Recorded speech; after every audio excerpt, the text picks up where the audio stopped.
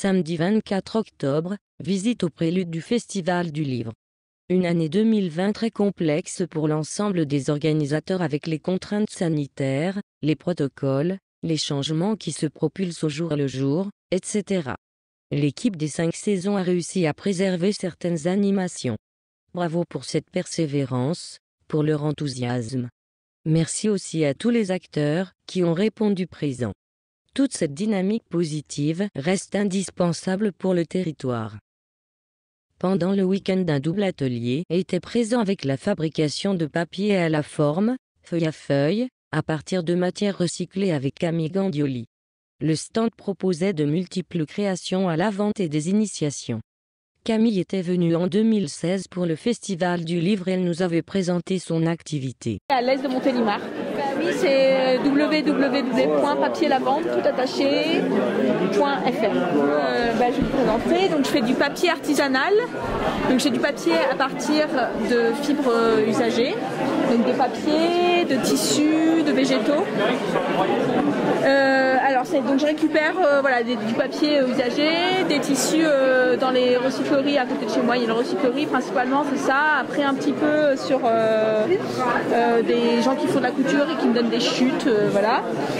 Donc mes parents sont des tissus naturels, pas synthétiques bien sûr. Et après je récupère pas mal de déchets de distillerie. Parce que je suis dans une région où on distille la lavande, donc du coup je récupère pas mal la paille de lavande. Donc c'est sombre, c'est assez rustique comme papier. On pourrait faire un papier un peu moins rustique, mais papier à base de. Donc ça c'est du coton par exemple, le pur coton. Donc ça par exemple c'est du papier recyclé là. Là après je peux avoir différentes couches.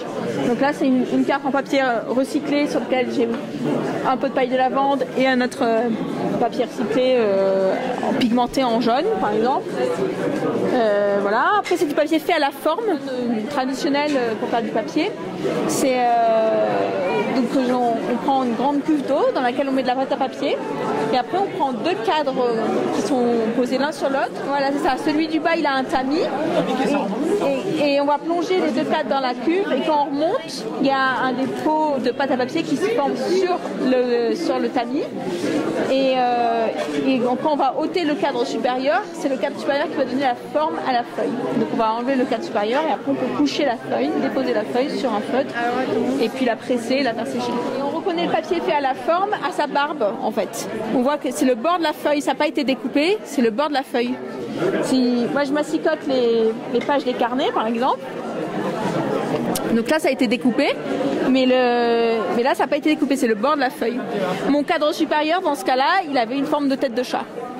Donc il peut avoir aussi une forme d'enveloppe ou une forme de carte ou peu importe.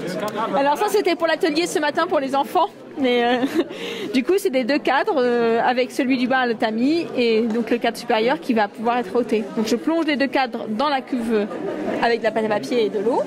Il y a de la pâte à papier qui se dépose sur le tamis. Voilà, qui en remonte, qui se dépose dessus. Et je vais enlever le cadre supérieur et là il va y avoir la feuille qui sera voilà, et après je la couche, je la dépose sur un feutre. Et après donc moi je presse pour évacuer le plus d'eau possible et ensuite je fais sécher. L'Agnotin et le Bélier sauvage présentaient des techniques de gravure sur bois et d'impression. Sur leur stand, on pouvait découvrir leurs créations, des livres d'artistes, des œuvres originales, des estampes, de vraies œuvres d'art. L'association est une habituée du festival. Ce sont des vrais passionnés du partage instructif et de la convivialité pour tous les âges. Dans ce même temps, on pouvait s'instruire sur la forêt mythique alpine, tout un programme. Première partie. C'est l'histoire des forêts des Alpes du Sud, de leur origine à leur anéantissement par l'homme par Christian Michel. La région était surnommée l'Atlas français, totalement déboisée pour les besoins toujours croissants de l'homme, se chauffer, se nourrir, construire, gagner des espaces pour les pâturages. Et les catastrophes, ravinements, dévastèrent les villages, sujet de l'actualité aujourd'hui dans la Vésubie. Une prise de conscience émergea et des lois furent votées pour engager des travaux de reconstruction écologique de grande ampleur, génie écologique, génie biologique. La discussion. Comment évolue la forêt de nos jours? Comment sauvegarder les espèces, faune et flore? comprendre l'ensemble des problématiques liées à la forêt et au territoire alpin, etc. La discussion sera riche, bien que l'on comprenait que l'orateur était pour une forêt libre avec un impact de l'homme très très faible. Sommes-nous en capacité avec l'ensemble des problématiques actuelles économiques, environnementales, financières de limiter la présence humaine à son strict nécessaire? Par exemple, comme l'indiquait Christian Michel, en limitant le ski hors piste, protection tétralyre, les pâturages avec des troupeaux moins importants, 500, en ne régulant pas les loups, en laissant la forêt se reproduire sans intervention ou très limitée. Des idées peut-être utiles pour la nature, mais sont-elles applicables dans le monde économique actuel? Le réchauffement climatique indique depuis longtemps qu'il faut changer la gestion, que planter des arbres est une bonne chose pour la régulation du CO2, les années passent, mais on n'a pas répondu à toutes les questions, mais le débat a permis à chacun de poser des questions, à d'autres d'argumenter leurs impressions, les idées, leur idéologie.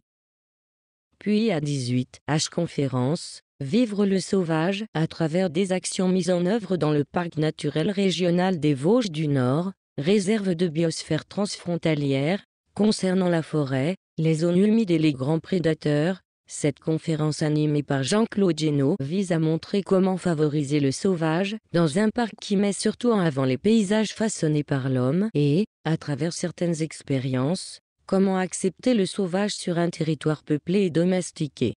Les 5 saisons de Colmar nous ont proposé encore une fois de la matière à réfléchir, à s'enrichir l'esprit, à partager des idées et à argumenter les discussions productives.